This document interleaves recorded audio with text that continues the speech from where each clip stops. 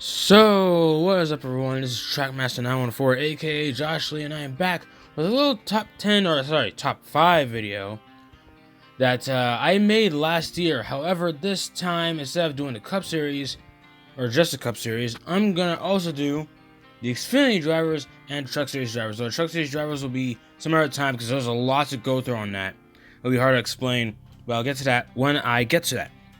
But today, we'll be looking at top 5 worst Xfinity Series drivers. I was originally gonna do top 10 worst, but looking down at the stats and everything, I realized like, you know what, just 5. Especially with the criteria I made up, it makes sense to do 5 worst to see, like, just to show you who was the worst this season, possibly what they might do in the future.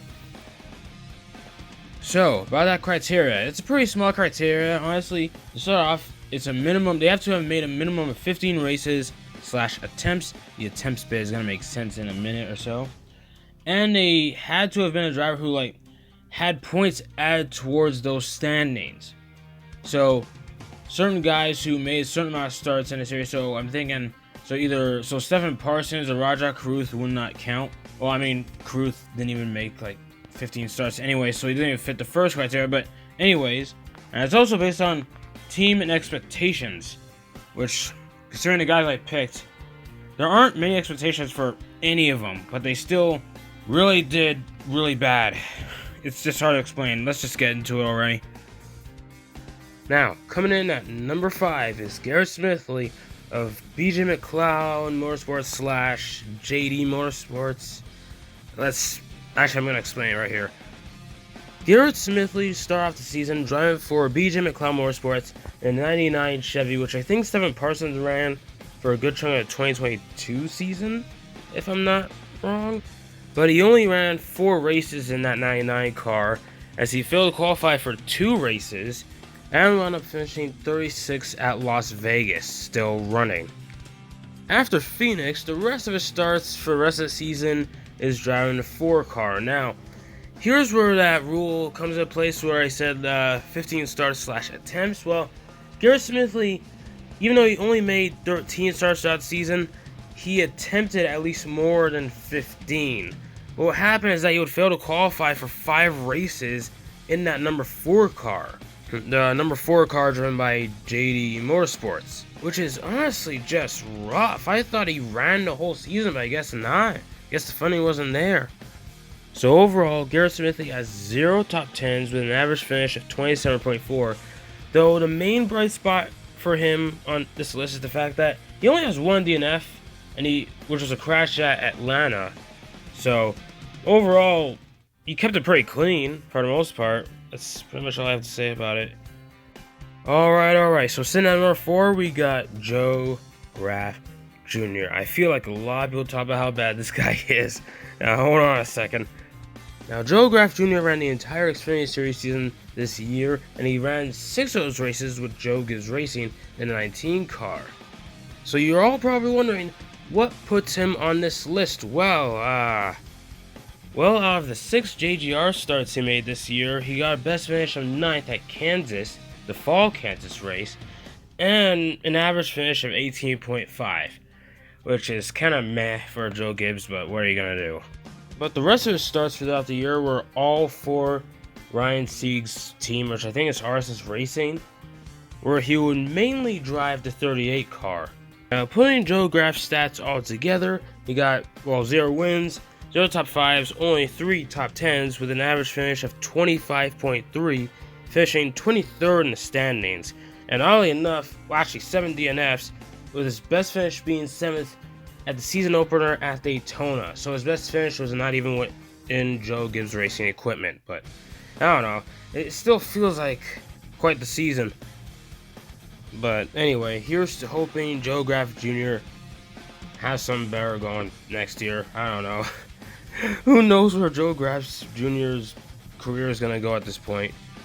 Now, coming in at number 3 is Ryan Ellis. Now, in terms of expectations, I really don't know where people put Ryan Ellis. I mean, he's driving for Alpha Prime Racing.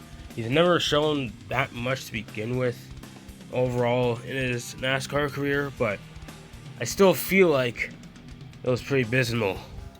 Now, Ellis's best finish this year was an 11th place at the Spring Talladega race, because, of course, another plate one.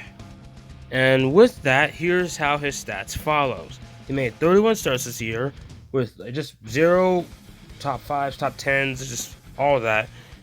The average finish of 25.2, 60 DNFs, and he finished 24th in the standings, so like one below Joe Graf. Now, again, I don't think anyone was really expecting much from them, but I feel like this is a step down for the team, in a way.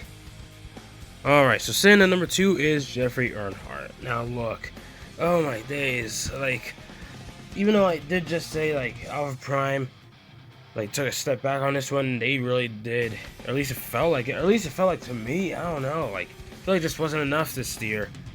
Not sure what people were expecting from Jeffrey Earnhardt going into this year, but this feels like, man, this just feels rough. Jeffrey Earnhardt only made 13 starts in 2022. That was 0 wins, 1 top 5, 2 top 10s, an average finish of 22.2, and 2 DNFs. And he ran most of those races with Sam Hunt and had pretty respectable results. But this year, he made about double the starts and just quite a downgrade. What a massive drop in stats. So Jeffrey Earnhardt's 2023 season looks like this. He made 24 starts this year, 0 top 5, 0 top 10s, average finish of 25.8 with 7 DNFs, and finished 27th in the standings. And he somehow failed to qualify for Chicago street race.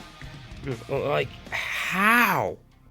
And by the way, his best finish all year was at the Summer Daytona race, finishing 11th. Well, here's to hoping next year it goes better for him. Alright, so for number 1, I thought it was surprisingly easy. Like, as I went through the drivers, looked at a couple stats, certain drivers, that did bad this year. But this one, I knew it would be pretty clear to be number 1 from the start. And that number 1 is Glen Perkins, driving for Our Motorsports. Oh no.